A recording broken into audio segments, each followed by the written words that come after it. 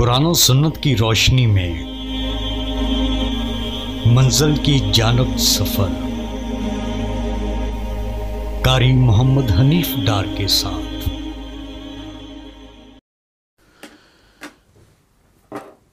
الحمد للہ وحدہ والصلاة والسلام علی من لا نبی بعدہ، اما بعد۔ آج ہمارے ایک دوست ہیں، انہوں نے ایک سوال اپنے فیس بک اکاؤنٹ پہ کسی کا اسکرین شاٹ لگایا ہے کہ قرآن حکیم میں کہاں اللہ پاک نے یہ کہا ہے کہ محمد میرے نبی ہیں صلی اللہ علیہ وسلم۔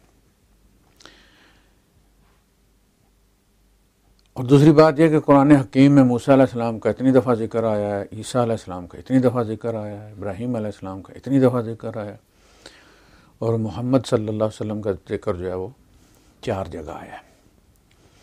تو یہ کیوں؟ حالانکہ کتاب ان پہ نازل ہوئی ہے، ان کا ذکر زیادہ ہونا چاہیے تھا۔ یہ سوال ملحدین عام طور پہ کرتے ہی رہتے ہیں، اور غالب کامل جو ہے وہ بھی کسی سے بحث کر رہا تھا کہ بلکہ حارث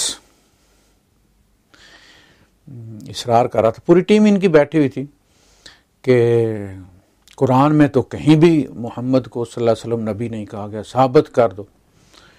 اور وہ جو صاحب ساتھ بیٹھے ہوئے تھے ان کے جو مقابلے پہ، وہ نبی اور رسول کی جو ہے وہ بحث میں پڑ گئے کہ رسول کس کو کہتے ہیں اور نبی کس کو کہتے ہیں، اور وہ بات سمجھ نہیں رہے کہ وہ کیا کہہ رہا ہے۔ اسی لیے تو میں کہتا ہوں کہ چاہے یہ مفتی ہو جائیں، چاہے یہ جناب علی علامہ ہو جائیں، قرآن چونکہ ان کے نصاب میں شامل ہی نہیں تھا، لہٰذا یہ اس دوڑ کے بندے ہی نہیں ہیں۔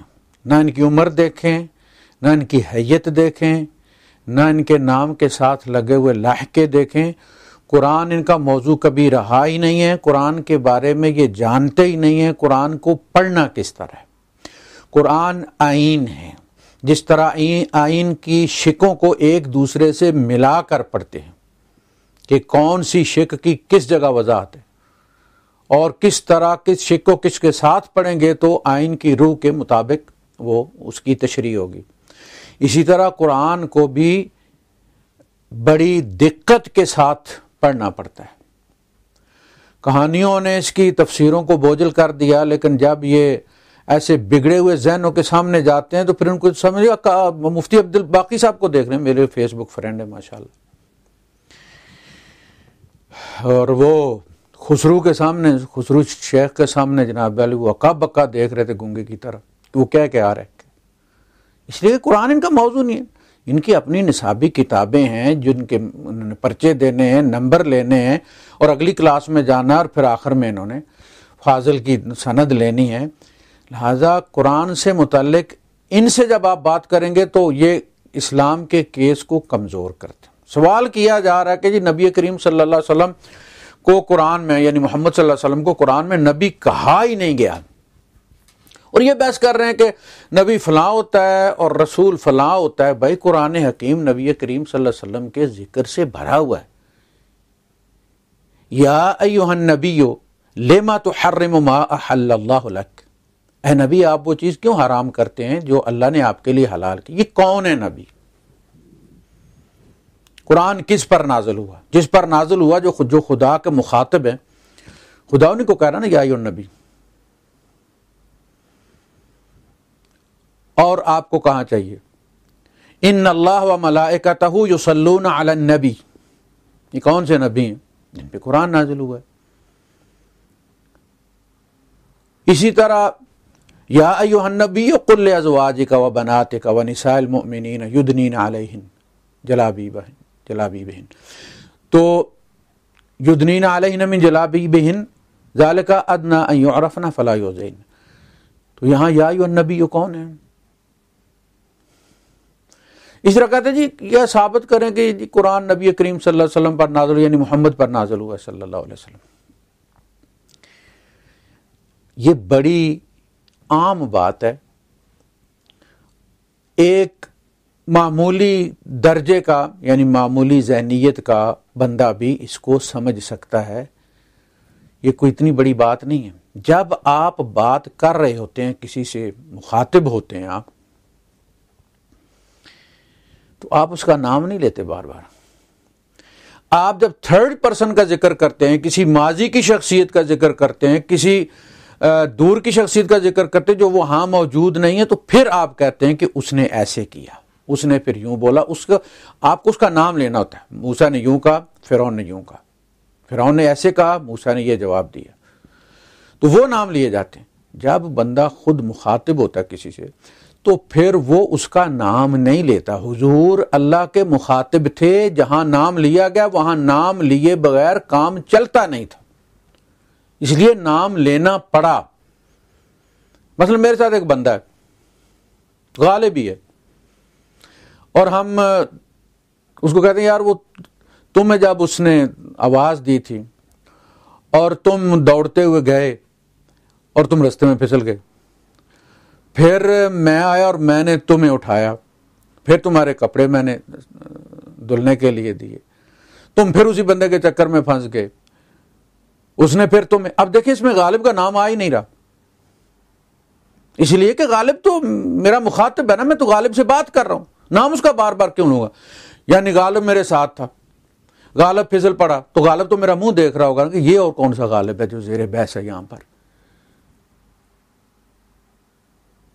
تو جب نبی کریم صلی اللہ علیہ وسلم اللہ کے مخاطب ہیں تو اللہ تو آپ کو اِنَّا أَنزَلْنَا عَلَيْكَ الْكِتَابَ بِالْحَقِّ إِنَّا أَنزَلْنَا عَلَيْكَ الْكِتَابَ لِلنَّاسِ بِالْحَقِّ فَمَنِ اهْتَدَىٰ فَلِنَفْسِهِ وَمَنْ ضَلَّ فَإِنَّمَا يَضِلُّ عَلَيْهَا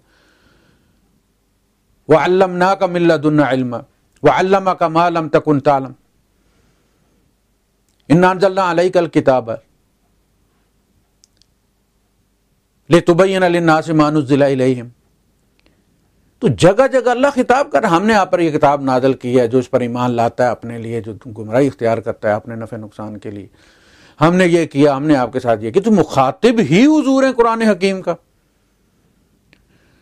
نام تو وہاں جائے گا جب اللہ پاک کسی دوسروں کو مخاطب کر کے حضور کے بارے میں کوئی بات کرے گا۔ مثلا سورہ محمد میں فرمایا کہ والذین آمنوا وعملوا الصالحات وآمنوا بما نزل علی محمد، وہ لوگ جو ایمان لائے۔ اب یہود بھی کہہ سکتے ہیں ہم ایمان لائے، ایمان لائے تھے نا، وہ عیسائی بھی کہہ سکتے ہیں ہم ایمان لائے تھے۔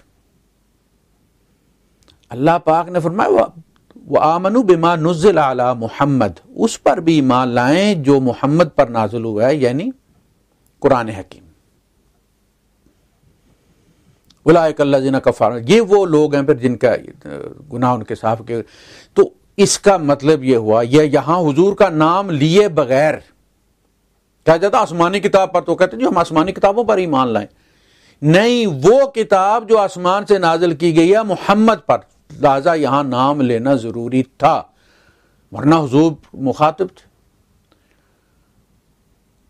پورے قرآن میں حضور مخاطب ہے، اور مخاطب کے صیغے سے، خطاب کے صیغے سے مخاطب، نازل ہی آپ پر ہو رہا ہے، تو نام لینے کی کیا ضرورت ہے؟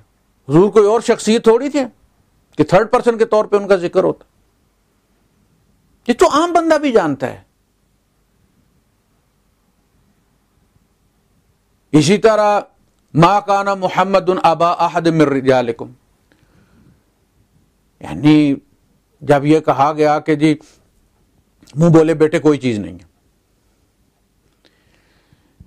اور زید بن محمد تھے اور سالوں سے تھے، اور بیٹے کی حیثیت سے حضور نے ان کی شادی کروائی تھی، وہ زید بن محمد کہلاتے تھے۔ اللہ پاک نے فرمایا نا، زید کا باپ وہی ہے جو زید کا باپ ہے، وہ حارثہ ہیں، وہ زید ابن حارثہ ہیں، زید بن محمد نہیں ہے۔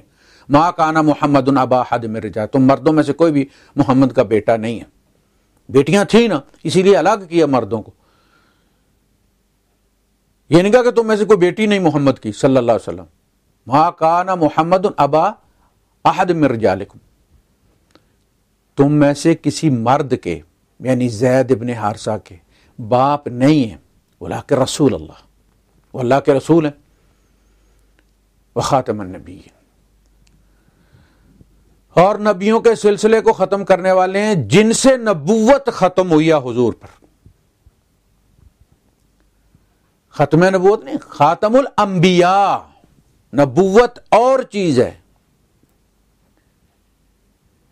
ایک وقت ہوتا ہے کہ وہ جو نبی ہے وہ نبوت سے سرفراز نہیں کیا گیا ہوتا، لیکن خود ہوتا ہے. وہ حضور 40 سال کی عمر میں نبوت سے سرفراز فرمائے گئے ہیں. اس سے پہلے حضور تھے مگر نبی نہیں تھے. سمجھ رہے ہیں؟ جب آپ کہتے ہیں ختم نبوت تو آپ آدھی بات کرتے ہیں. تو خاتم الانبیاء کا مطلب یہ ہے کہ اب جن سے نبوت ختم ہو گئی ہے، کوئی بندہ اگلا پچھلا نیا پرانا کوئی حضور کے بعد ایسی شخصیت نہیں آ سکتی جو نبی کہلاتی ہو یا مستقبل میں نبی کہلائے گی. کچہری میں بیٹھ کے لوگوں کی وہ پرچیاں لکھ کے اور درخواستیں لکھ کے سیشن کے نام، اور پھر وہ نبی بن جائے گا. جن سے نبوت ہی ختم ہو گئی. نہ کوئی ایسا بندہ ہوگا جو مستقبل میں نبی بنے، نہ کوئی نبوت ہوگی. تو یہاں بھی نام لینا ضروری تھا تاکہ زید بن محمد کے نام سے محمد ہٹایا جائے. ضروری تھا. تو خطاب تو پورے کا پورا حضور کے ساتھ ہے، ہر جگہ ہے. نبی آپ یوں کریں، آپ نے ایسے کیا، آپ نے ایسے کیوں کیا، آپ ان سے یہ کہیں، آپ ان سے یہ کہیں. یہ سارا خطاب کس سے ہو رہا ہے؟ نبی کریم صلی اللہ علیہ وسلم سے. جگہ جگہ حضور کو نبی بھی کہا گیا ہے. کون کہتا ہے نبی کا ذکر نہیں؟ تو 2-4 آیتیں تو میں نے پڑھ دی، باقی بھی ڈھیر جگہ ذکر ہے. تو جہاں جس شخصیت کو خطاب جس سے مخاطب ہوتا ہے، جو مجلس میں ہوتا ہے بندہ، اس کا بار بار نام نہیں لیتے. آپ جب کسی سے خطاب کر رہے تو آپ اسے یہ کہتے ہیں نا کہ آپ نے کھانا نہیں کھایا. یعنی بندہ آپ کے سامنے بیٹھا اور آپ کہتے ہیں محمد نے کھانا نہیں کھایا. آپ بتائیے،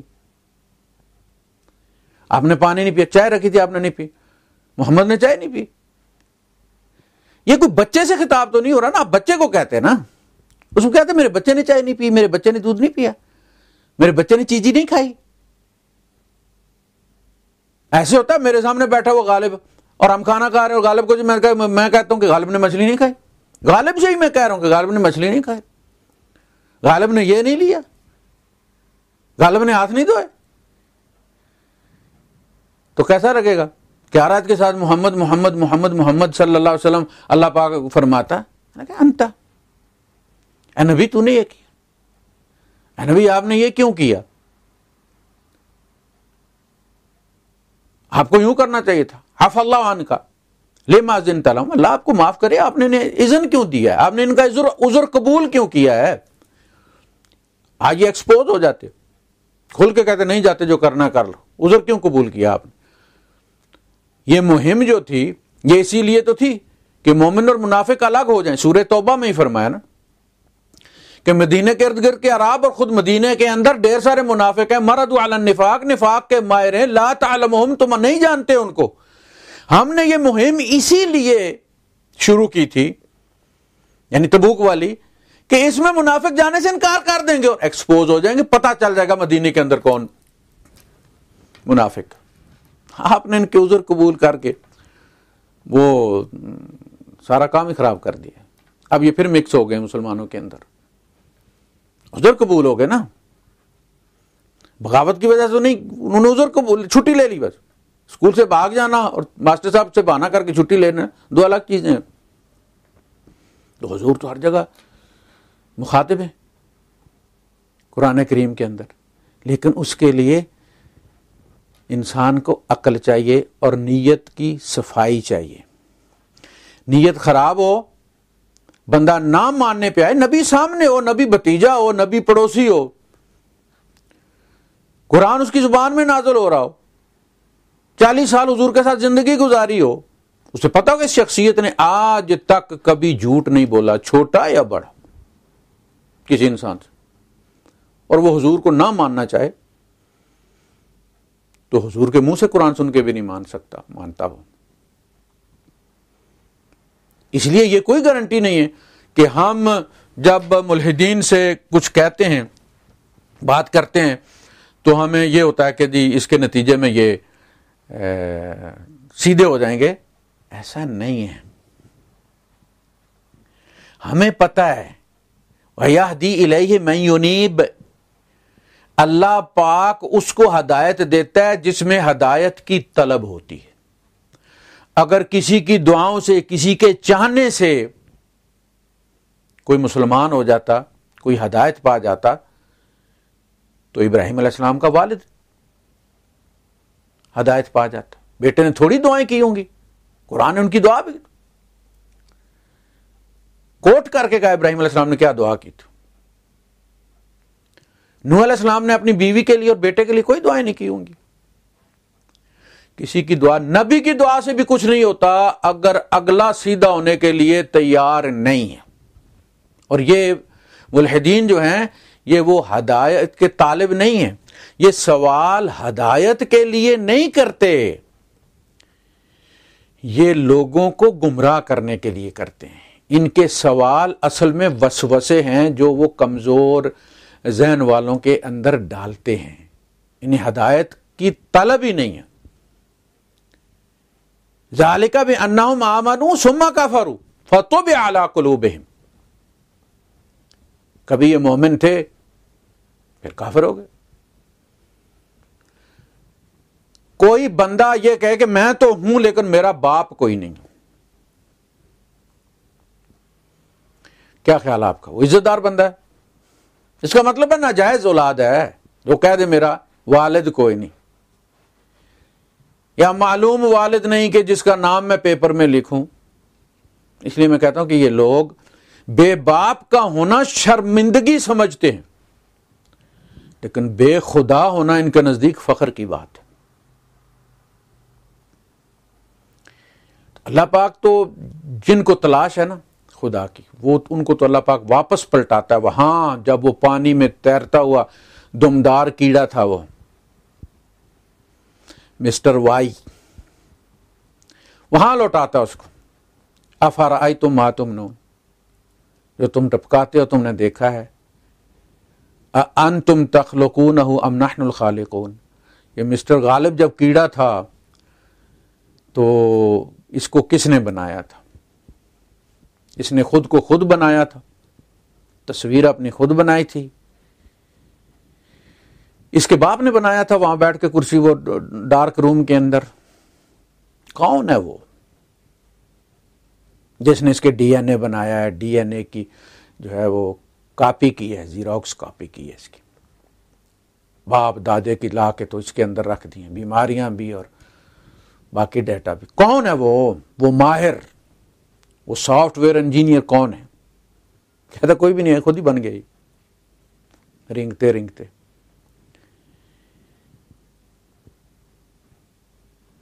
تو اللہ کہتا ہم خلقوا من غیر شیء، خالق کے بغیر یہ پیدا ہو گئے.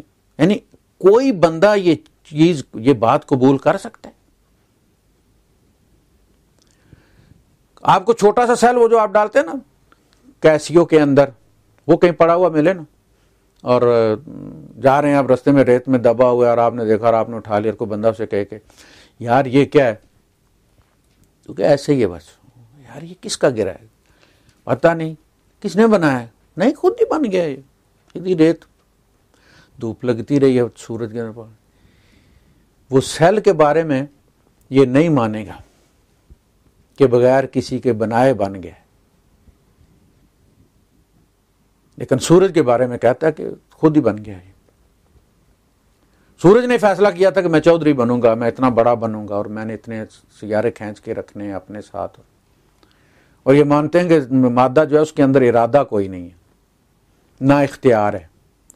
آپ فیصلہ کرتے ہیں کہ اس مٹی کا آپ نے گھڑا بنانا ہے، آپ نے پیالی بنانی ہے، آپ نے رکابی بنانی ہے، آپ نے کیا چیز بنانی ہے، آپ فیصلہ کرتے ہیں. اس کے اندر کوئی ارادہ نہیں ہوتا کہ چلو جی میں یہ بن جاتا ہوں.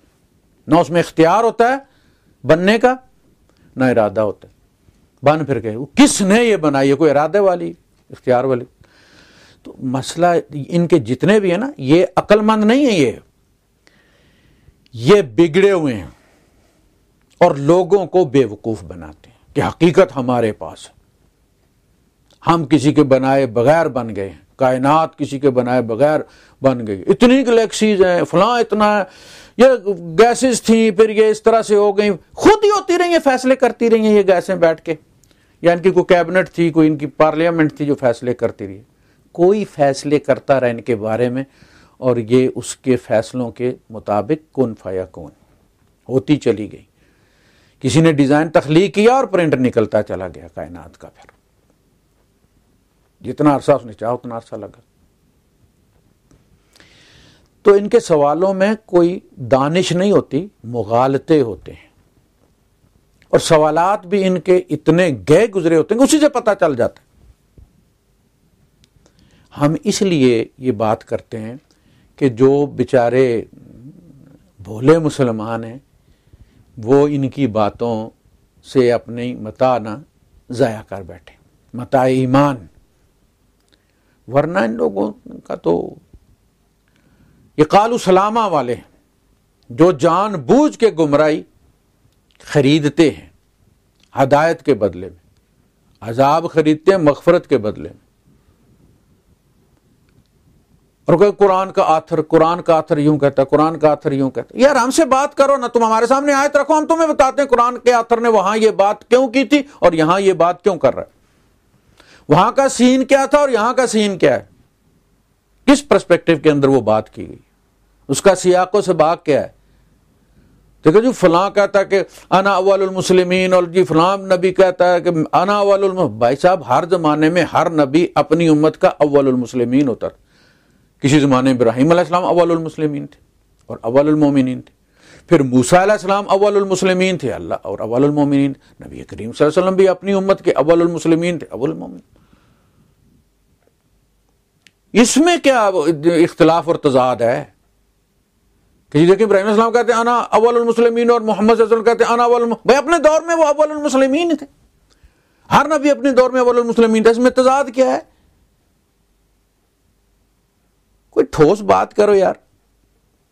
نہ ماننا تو میں نے عرض کیا نا کہ جب کوئی نہ ماننے پہ آئے تو باپ اپنے بیٹے کی بات نہیں مانتا، نوح علیہ السلام کا بیٹا اپنے باپ کی بات نہیں مانتا، حضور کے تائے چاچے ان کے اپنے بھتیجے کی بات نہیں مانتے، ان کی زبان میں اللہ خطاب کر رہا ہے. وہ ان سے یہ نہیں کہا جا سکتا کہ جا کے 22 علوم سیکھ کے آؤ اور پھر قرآن سمجھو گے تم. ان کی زبان، ان کے قبیلے کی زبان میں باتیں ہو رہی. تو جب کوئی نہ ماننے پہ آئے تو ہم گارنٹی نہیں دیتا کہ جی ہم بات کریں گے اور غالب مسلمان ہو جائے اور خدا کو مان لے گا. جب غالب نے انکار نہ کرنا ہی ہے کہ میں نہیں مانتا، سورج کوئی نہیں ہے، میں نہیں مانتا، خدا ہی کوئی نہیں ہے، کائنات خود بخود ہی بنتی چلی گئی، خود ہی فیصلے کرتی رہی ہیں، گیسیں خود ہی فیصلے کرتی رہی ہیں کہ کس ریشیو پروپورشن سے جڑنا اور پانی بنانا ہے. ان کے بارے میں اللہ پاک وہ کہتے ہیں کہ یہ تو قتل الانسان ما اکفرہ، یہ انسان کتنا ناشکرا ہے، گولا لگے اس انسان کو. من ای شیء خلق، دیکھو تو اس کو پیدا کس چیز سے کیا ہے، من نطفہ، نطفے سے. ہاتھ لگانا پسند نہیں ہے اس سے.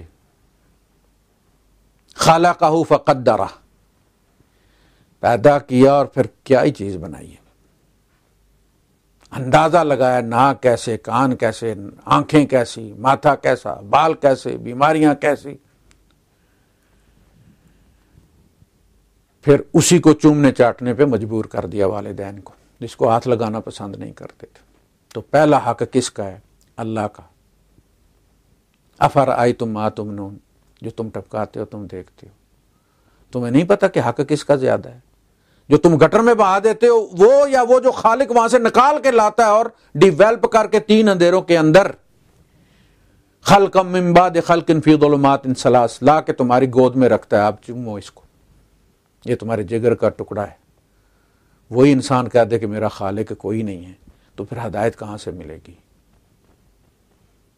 من ای شیء خلق، من نطفہ خلقہ فقدرہ ثم السبیل یسرہ، ثم اماتہ فاقبرہ، پھر اسے مار دیتا اور اس کی قبر میں۔ نہ مرو نا یار، خدا کوئی نہیں ہے، تمہارا ارادہ چلتا ہے تو پھر مت مرو۔ مرتے کیوں ہو؟ تمہارے باپ دادا مر جاتے ہیں، تم دیکھتے ہو ڈاکٹر مر جاتے ہیں، کیوں مرتے ہیں؟ پھر قبر کا فیصلہ بھی وہ کرتا ہے۔ ہم اپنی پلاننگ کرتے ہیں، فلاں جگہ قبر بنانی ہے، نشان لگاتے ہیں، دفن کہیں اور ہونا نصیب ہوتا ہے، بعد اب قبر ملتی بھی نہیں، کفن نہیں ملتا، یہ فیصلے بھی کوئی اور کرتا ہے۔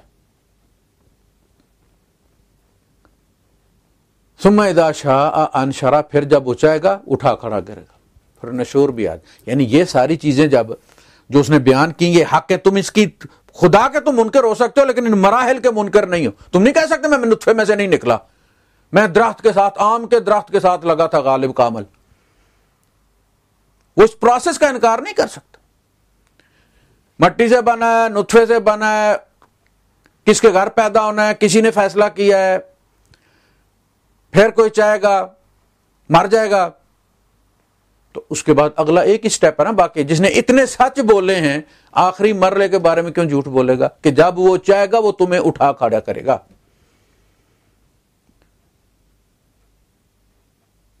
اس نے جیسے پہلے بنایا ایسے، پہلے ماڈل جب تمہارا موجود ہے، لیکن ڈیٹا نکالنا تو کوئی مشکل نہیں ہوتا۔ ایک پہلا ماڈل بنانا مشکل ہوتا ہے، جب وہ بن جاتا ہے تو ٹھکا ٹھک فیکٹریوں سے پھر وہ ٹینک بھی نکلنا شروع ہو جاتے ہیں، اور وہ ان کے لیے کیا مسئلہ ہے؟ جس نے پہلے بنایا ہے فَسَيُنْغِضُونَ إِلَيْكَ رُؤُوسَهُمْ وَيَقُولُونَ مَنْ يُعِيدُنَا، یہ کہتے کون بھائی اٹھائے گا ہمیں، مٹی بن جائیں گے۔ اِذَا مِتْنَا وَكُنَّا رُفَاتًا وَعِظَامًا أَإِنَّا لَمَبْعُوثُونَ أَإِنَّا لَمُخْرَجُونَ، نکالے جائیں گے ہم، دوبارہ اٹھائے جائیں گے ہم۔ تو کہتے ہیں کہ کون میں یعیدنا، ہمیں کون بنائے گا؟ قل الذی فطرکم اول مرہ، جس نے پہلے تمہارا ڈیزائن بنایا تھا۔ فطرہ ہوتا ہے پہلے آپ کنواں بناتے ہیں نا، تو پہلے آپ ڈیزائن بناتے ہیں کہ کہاں نکالنا، نشان لگاتے ہیں آپ اور کھدائی شروع کرتے ہیں۔ آپ قبر بناتے ہیں، پہلے نشان لگاتے ہیں یہاں قبر بنانی۔ فطرہ وہ ہے کہ اللہ نے نشان بنایا کہ یہ ڈیزائن بنا، یہ اب نکالنا ہے، اس کا پرنٹ نکالنا ہے۔ الذی فطرکم اول مرہ، تمہارے ماں باپ نے بھی تمہارا ڈیزائن نہیں سوچا تھا، ہم نے سوچا۔ الذی فطرکم اول مرہ فسینغضون الیک رؤوسہم ویقولون متى، پھر وہ سارے لائیں گے آپ کی طرف، ٹھیک ہے ٹھیک ہے آپ کی بات مان، لیکن ہوگا کب؟ ہوگا کب؟ تو کہا گیا وہ بھی جلدی ہو جائے گا، اس دن ہوگا جس دن ہم بس آواز دیں گے اور تم سر جھاڑتے کھڑے ہو جاؤ گے۔ انما ہی زجرۃ واحدہ فاذا ھم بالساہر، ایک جھڑکی ہوگی اور وہ سارے جاگ جائیں گے ایسے جیسے سوئے ہوئے ہیں۔ جب اتنی واضح چیزیں بندہ نہ ماننے پہ آئے اور کہے کہ جی میرا خدا ہی کوئی نہیں ہے، قرآن کا آتھر، قرآن کا خطیب ہے، یہ خطبے ہیں اللہ پاک کے، اور آتھر کوئی نہیں ہے، جو آپ کو شک پڑتا ہے، وہ شک جن کے دلوں میں آپ ڈالتے ہیں ان کو ہم وہ شک دور کرنے کی کوشش کرتے ہیں۔ باقی آپ کے بارے میں تو ہمیں پتہ ہے، آپ جان بوجھ کے آپ نے یہ رستہ اختیار کیا۔ میں نے پہلے بھی کہا کہ اتنا ٹائم دینا اور فل ٹائم دینا یہ کوئی فری میں تھوڑی کرتا ہے،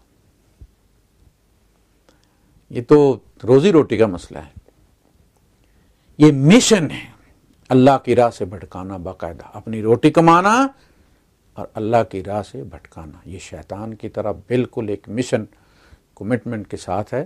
اس لیے ہم یہ سمجھتے ہیں کہ ان کے لیے ہمیں کوئی فکر کرنے کی ضرورت نہیں ہے، انہوں نے اپنا انتخاب کر لیا ہے، ہم صرف ان لوگوں کے لیے کرتے ہیں کہ جن کو یہ اپنی ٹرانسمیشن سے گمراہ کرتے ہیں۔ وآخر دعوانا الحمدللہ رب العالمین۔